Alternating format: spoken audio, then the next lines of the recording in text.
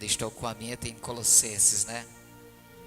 A gente também meditou nas cartas de Paulo aos Colossenses, Gálatas capítulo 3, a partir do verso 29. É só voltar um pouquinho, né, irmão? Amém? Todos acharam, amém? E assim nos diz a palavra do Senhor, Gálatas capítulo 3, a partir do verso 23. Mas antes que viesse a fé, estávamos sobre a tutela da lei, e nela encerrados para a fé que de futuro haveria de revelar-se, de maneira que a lei nos serviu de aio para nos conduzir a Cristo, a fim de que fôssemos justificados por fé. Mas, tendo vindo a fé, já não permanecemos subordinados ao aio, pois todos vós sois filhos de Deus, mediante a fé em Cristo Jesus. Porque todos quantos fostes batizados em Cristo Jesus, de Cristo vos revestiste. Desarte, não pode haver judeu, nem grego, nem escravo, nem liberto, nem homem, nem mulher, porque todos vós sois um em Cristo. E se sois de Cristo, também sois descendentes de Abraão e herdeiros segundo a sua promessa. Pai querido, Pai bendito, aqui está, Senhor Deus, a tua palavra, Senhor Deus. Se for preciso, ó Deus, nos exortar, nos corrigir, nos repreender, assim seja, Senhor Deus. Mas fale o nosso coração, Senhor Deus. Não permita que vivamos do mesmo jeito, que andemos da mesma forma, Senhor Deus. Mas que as nossas vidas, ó Deus, sejam transformadas pelo poder do Espírito Santo, Senhor Deus. Seja conosco, ó Deus. Assim nós te oramos, ó Pai. Gratos, ó Deus, por tudo em nome de Jesus. Amém. Os irmãos podem assentar-se. Nós já vimos, queridos irmãos, já vimos domingo passado que a promessa, ela é superior à lei. A promessa que Deus havia feito, ela é superior e muito à lei, pois a lei veio cerca de quase 500 anos depois, e é por isso que essa promessa, ela é tão superior. Nós já vimos também a razão porque a lei nos foi dada, porque nós precisamos de um freio. Nós vimos domingo passado, a lei, ela serve exatamente como um freio, para frear as nossas atitudes, para frear os nossos pecados. Interessante que mesmo tendo esse freio, muitas vezes nós estamos ainda sujeitos a errarmos, e é para evitar, é para dar um freio dos nossos pecados, que a lei, ela existe, para nos colocar limites, para nos mostrar até onde eu e você devemos ir. A lei, ela nos mostra exatamente e nos diz até onde nós podemos ir. Quando Deus, ele diz não faça isso, quando Deus, ele diz não faça aquilo, quando Deus diz não faça, ele está colocando limites até onde nós podemos ir. E o que passa e ultrapassa esses limites se tornam pecados. E é assim que a lei nos mostra. A lei revela, nós vimos também que a lei, ela revela o caráter de Deus, o Deus que nos libertou.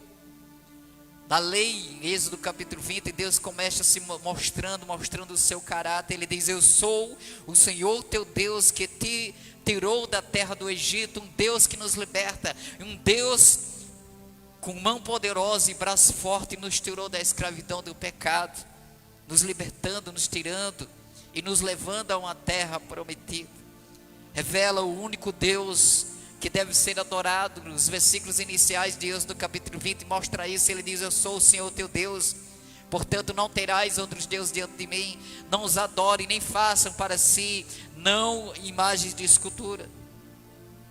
E aí no texto que nós chegamos ao final desse capítulo, e Paulo conclui esse capítulo 3, Paulo mostra que saímos agora da tutela da lei, e agora chegamos a algo superior mais ainda do que a própria lei, que é Cristo, mostrando assim algumas verdades que esse texto que Paulo ele passa a mostrar, que agora nós não estamos mais sobre a tutela da lei. Esse é o título da mensagem de hoje, da tutela da lei para Cristo, da tutela da lei onde nós estávamos, agora nós estamos em Cristo. E aí nesse texto mantenha a sua Bíblia aberta no texto de Gálatas capítulo 3. A primeira verdade, queridos, que Paulo nos mostra, está nos versos 23. A primeira verdade que nós podemos aprender nesse texto é que a lei, ela foi dada por Deus para nos proteger. A lei, ela é dada por Deus, a lei foi dada por Deus para nos proteger. Verso 23 nos diz assim: mas antes que viesse a fé, estávamos sobre a tutela da lei, nela encerrados, para essa fé que de futuro haveria de revelar-se. Paulo diz que antes que essa lei, que a fé, ela viesse, ou seja, se referindo a Cristo, nós estávamos sobre a tutela da lei. E essa lei, ela foi encerrada quando Cristo ele veio.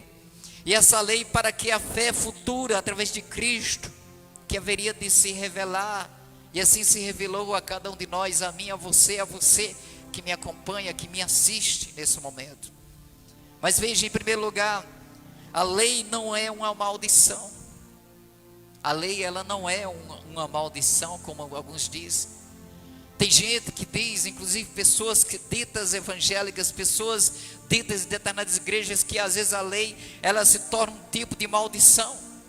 E a lei, ela não é maldição para as nossas vidas. Ao contrário, como Paulo já mostrou, ela serve de freio para nos dar limite. Ela não é uma maldição nas nossas vidas, mas ela se torna uma maldição quando eu e você tentamos alcançar a salvação, a vida eterna, através de cumprirmos as exigências da lei, coisa que eu e você jamais iremos conseguir. A lei não é uma maldição, pelo contrário, a lei nos serve de orientação, de limites, de freio, quando os pecados dessa vida que nos cercam, eles nos rodeiam e querem nos fazer distanciar da presença de Deus. A lei, ela serve, em segundo lugar, a lei, ela serve para nos frear e nos direcionar nesta vida, irmãos. É por isso que Deus ele estabeleceu a lei. É por isso que Deus ele chama ali Moisés e ele diz: eu vou colocar essa lei. E Deus mesmo escreve as tábuas da lei para que o povo tivesse direção, para que o povo tivesse o freio e direção nessa vida. A lei, ela serve exatamente para isso, para nos frear e nos dar essa direção. Ela não é uma maldição. A lei, ela serviu para nos guiar até Cristo. Antes disso não estávamos órfãos, porque antes de Cristo voltar nós estávamos debaixo, como nós já vimos, dessa mesma graça. Paulo diz: mas antes que viesse a fé, estávamos sob a tutela. A tutela, éramos guardados pela lei, e tínhamos a lei como orientação, como diretriz até Cristo ele vir. Encerrado a lei, como ele diz aqui, para a fé futura que haveria de revelar-se.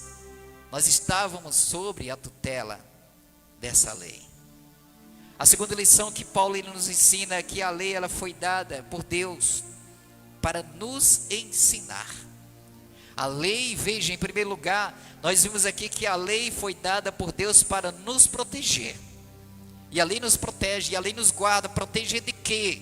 Do pecado. Proteger de quê? Das setas malignas. Proteger de quê? Dos ataques diabólicos que todos os dias ele usa. Ele coloca laços em nossas vidas para a gente cair, para a gente tropeçar. E a lei de Deus, ela nos foi dada para nos proteger, para nos proteger. Quando nós vemos e nós estamos viajando, e aí tem as placas de trânsito, elas estão nos orientando para a gente não cair numa cilada. Quando nós passamos numa curva fechada, tem ali a placa indicando que a curva está fechada para a gente não passar direto e morrer. A lei, ela serve exatamente como esses avisos, como esses alertas. Opa, por aqui não. E se você observar os mandamentos, a maioria deles, eles têm não furtarás, não dirás falsa testemunha, honra o teu pai e a tua mãe, não cobice a casa do teu próximo. A lei, ela foi dada exatamente por Deus para nos proteger do ataque do inimigo, do ataque do diabo. É por isso que a lei, ela nos foi dada, queridos, para nos proteger. Mas em segundo lugar, a lei, ela foi dada para nos ensinar, não só para nos proteger do pecado, mas também para nos ensinar. Veja o que diz o verso 24, olhando para a sua Bíblia, verso 24, ele diz: de maneira que a lei nos serviu de aio para nos conduzir a Cristo, a fim de que fossemos justificados por fé. De maneira que a lei nos serviu de aio para nos conduzir a Cristo. Verso 25 diz: mas tendo vindo a fé, já não permanecemos subordinados ao aio. O aio aqui, queridos, não é o aio, não é o ai de dor, de sofrimento. O aio aqui, interessante que aqui o aio descrito não é de dor. O aio é uma espécie de um escravo, mas não era aquele escravo comum. Mas não era a definição do original, não era aquele escravo comum submetido a trabalhos forçosos, que apanhava, que tinha que cumprir aquela jornada de trabalho. Não é esse escravo que o aio aqui representa. O escravo aqui, ele tinha, esse escravo, esse aio, era uma espécie de escravo, e ele tinha uma função, uma missão, que ele tinha na sua mão, de levar os filhos do seu senhor para o ensino, para a educação. Esse escravo, esse aio aqui denominado, que Paulo cita, ele tem uma função distinta dos demais escravos. Eles tinham nas suas mãos, eles tinham na sua responsabilidade os filhos do seu senhor, de conduzi-los à escola, de ensiná-los, de educá-los. E é isso que Paulo está se referindo quando ele diz ao aio. A lei foi apenas, digamos assim, um pedagogo de Cristo para nos ensinar. Quando Paulo ele usa a expressão, e quando ele diz assim, de maneira que a lei nos serviu de aio para nos conduzir a Cristo, a lei foi uma espécie de pedagogo, uma espécie de professor para nos ensinar, para nos apontar, para nos mostrar, para nos ensinar o caminho até a Cristo. E logo aqueles que não querem se submeter ao aio, ao senhorio de Cristo, não conhecem a Cristo, não são conduzidos a Cristo. A lei foi apenas, a lei é um pedagogo que nos aponta para Cristo. A lei então nos educa, a lei nos ensina, ela revela algo que precisa ser alcançado, que é Cristo. A lei revela isso.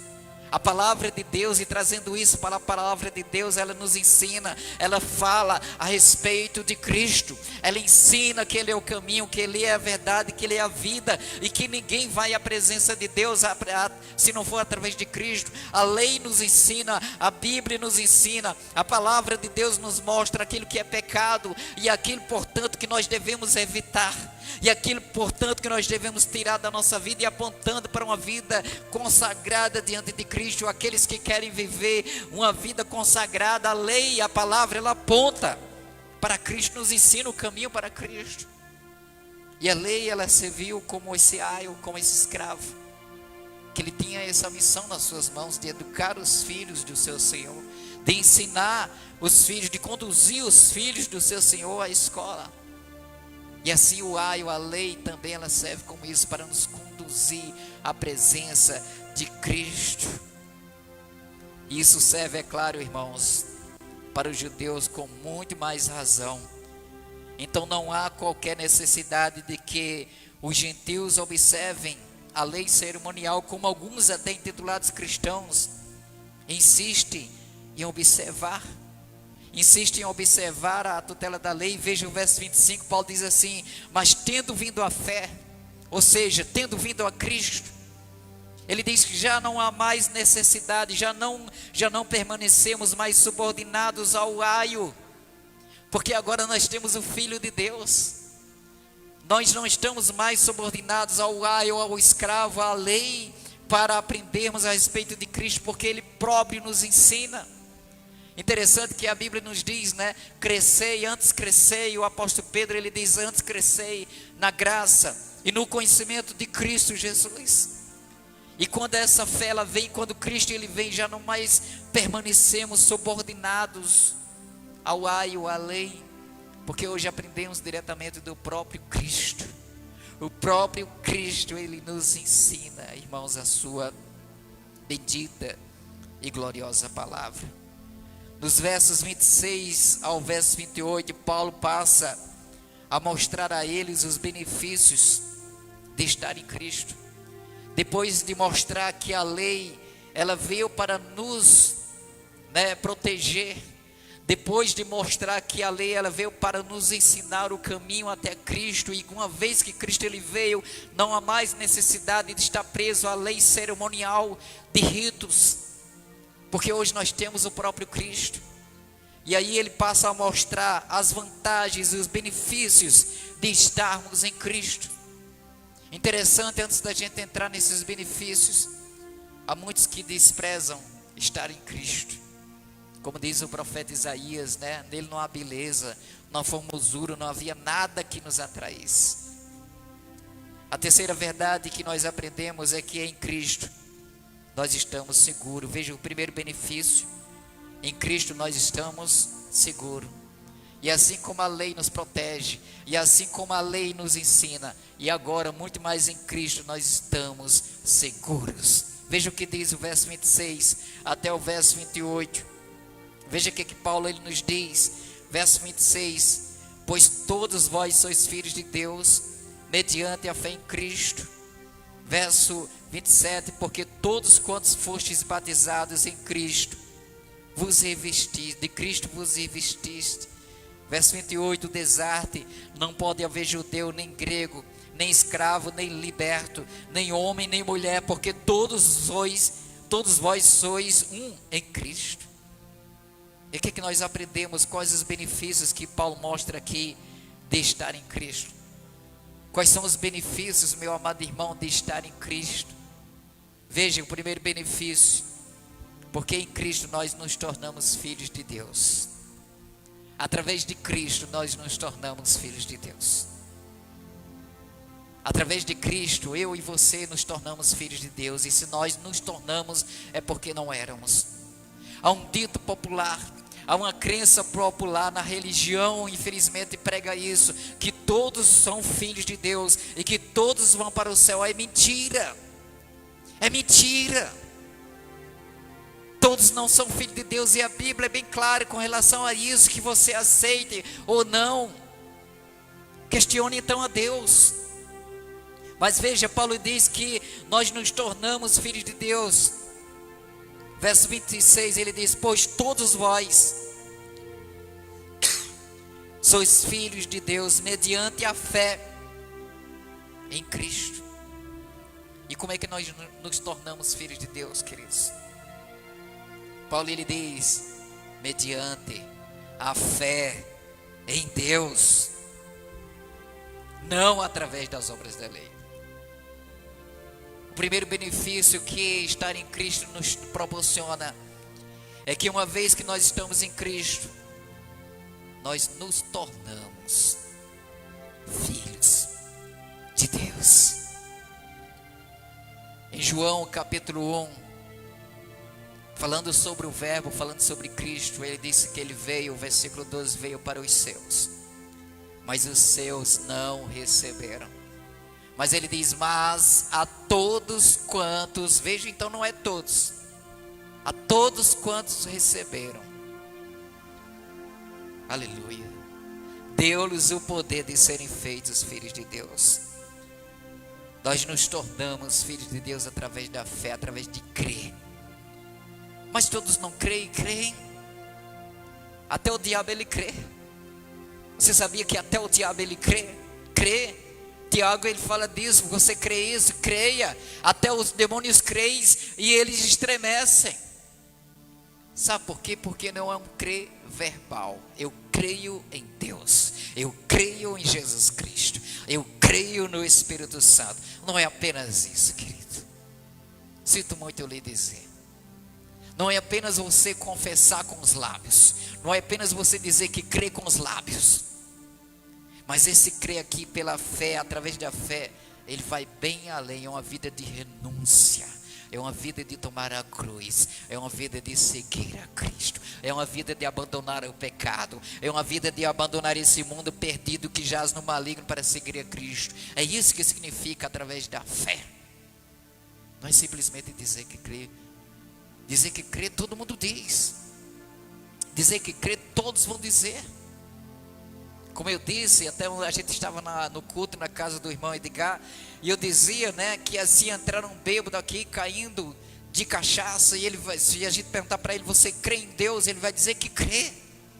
Mas será que a vida dele está mostrando que de fato ele crê em Deus? Não.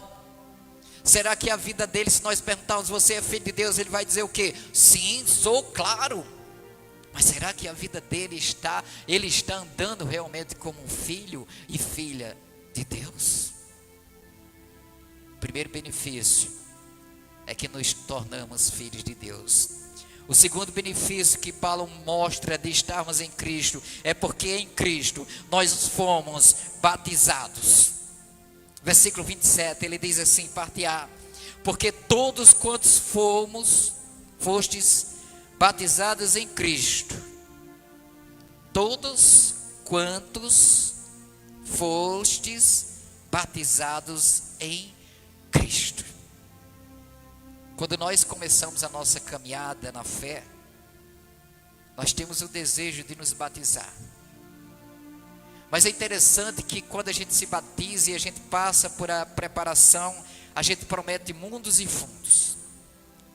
Na emoção, no calor, a gente não presta atenção no que está sendo dito e a gente diz sim, e o pastor diz, vai perguntando, fazendo as perguntas e a gente vai dizendo sim, sim, sim, sim, sim. Aí sabe o que é que acontece? Vai passando o tempo. Sabe o que é que acontece com o passar do tempo? A gente vai esmorecendo, a gente vai esfriando, a gente vai perdendo o temor, a gente vai perdendo o senso de compromisso. Aí a gente começa a fazer a obra de Deus relaxadamente. Aí a gente começa a ir à casa de Deus quando a gente quer, quando a gente entende. E o que você prometeu no batismo? Mas ele diz aqui que todos quantos foram batizados em Cristo. E ele aponta para o outro benefício. Ele diz: todos quantos foram batizados em Cristo, de Cristo vos revestistes. Se você foi batizado em Cristo, é de Cristo que você tem que se revestir. Se você, através do batismo, através da expiação, que é o nosso batismo congregacional, se você foi batizado em Cristo, você deve se revestir a cada dia, a cada momento, a cada instante de Cristo. E a cada dia morrer para este mundo, e a cada dia renunciar a este mundo, e a cada dia dizer não ao pecado, e a cada dia se revestir de Cristo. Às vezes nós ficamos surpresos, né? Eu já disse em outras mensagens e vou repetir. Idade de crente não significa, você tem 30, 40, 50, 100 anos de crente. Isso não significa nada se você não estiver revestido de Cristo. Quer ver quando a pessoa está revestida de Cristo? Quando alguém pisa no pé dela e a gente vê a reação. Quer ver quando o ser se manifesta, quando toca lá na ferida, aí o verdadeiro ser se manifesta. Mas aqueles que estão revestidos, aqueles que foram batizados em Cristo, eles receberam o benefício também de serem revestidos em Cristo, irmãos. Nós já falamos sobre isso na carta de Paulo aos Colossenses, onde Paulo diz: olha, tirem isso da sua vida, tirem isso da sua vida e revistam-se de Cristo. O pecado, ele deve ser tirado, as coisas que não agradam a Cristo devem ser retirados das nossas vidas.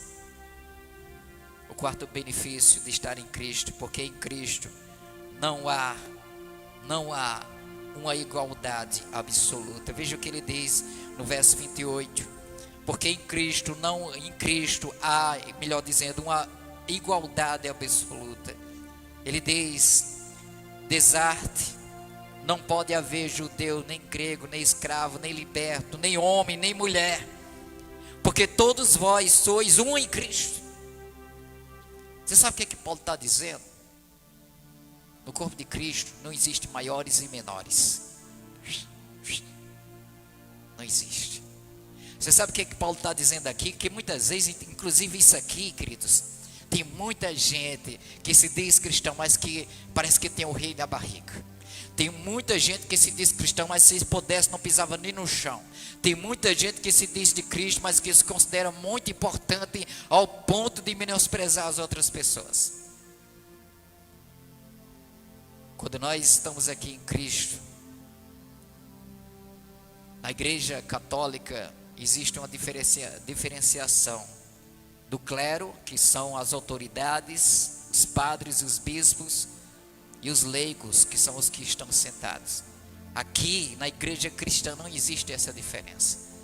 Não é porque eu estou aqui à frente que me habilita e que me dá o posto e que me dá a medalha e que me dá a instituição de ser melhor do que vocês, não. Porque o mesmo Deus que me capacita para estar aqui é o mesmo Deus que capacita cada um de vocês para também estarem aqui pregando a palavra de Deus. Por isso não existe essa diferenciação, e é isso que Paulo ele diz: desarte, não pode haver judeu, nem grego, nem escravo, nem liberto, nem homem, nem mulher.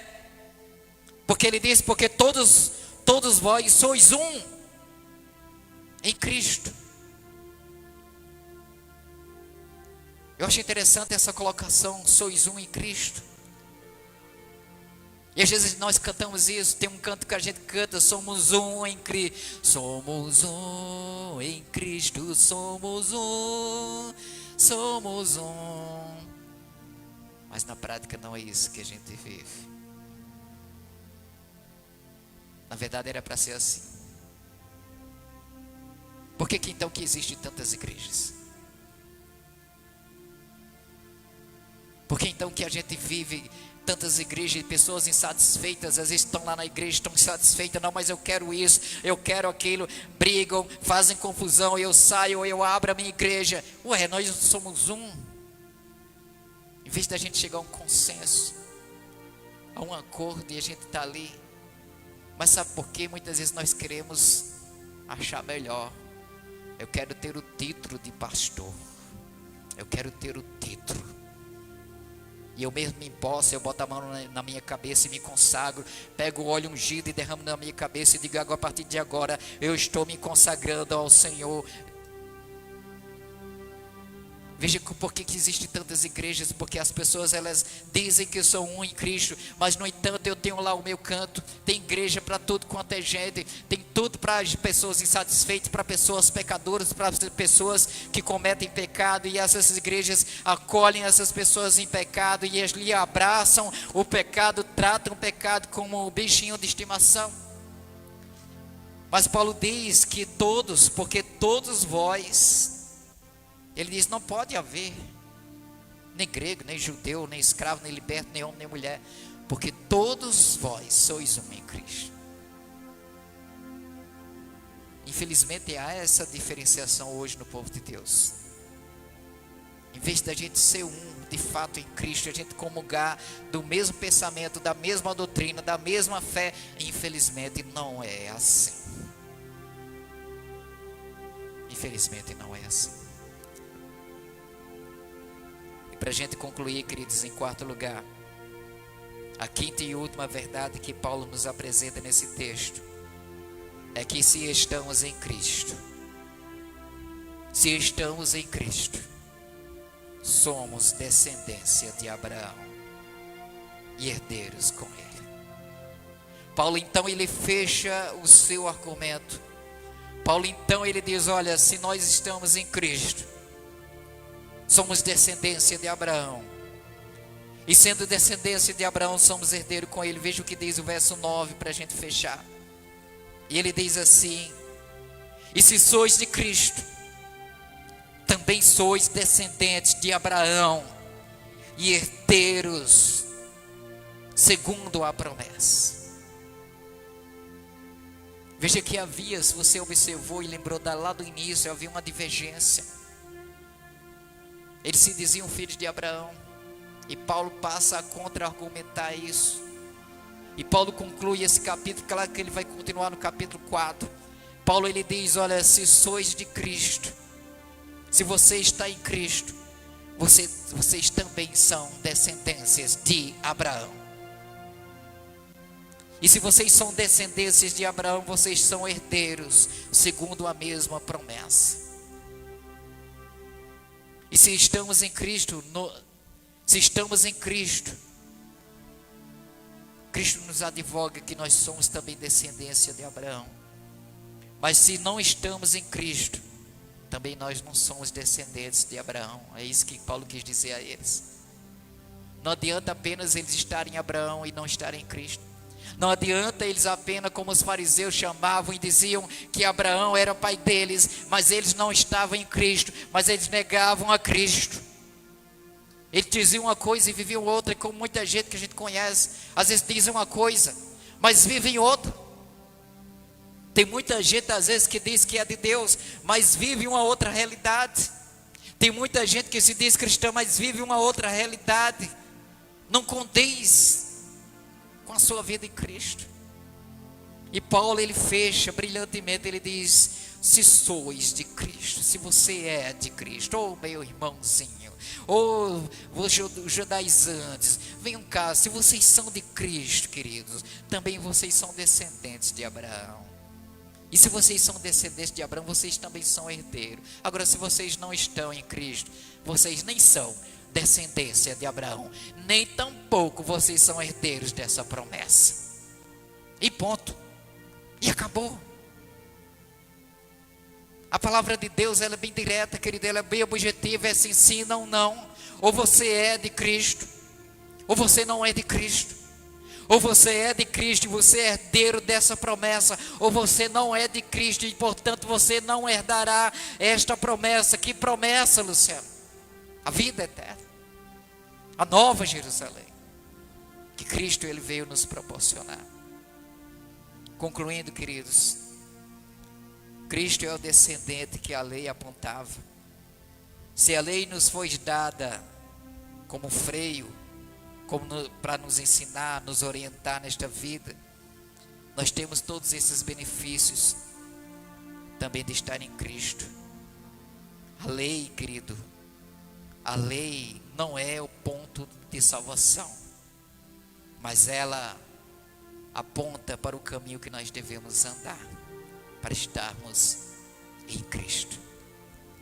Que Deus em Cristo, queridos, Ele nos abençoe e que Ele nos ajude com a poção da sua palavra, que possamos andar em Cristo, que possamos estar em Cristo. Amém, queridos?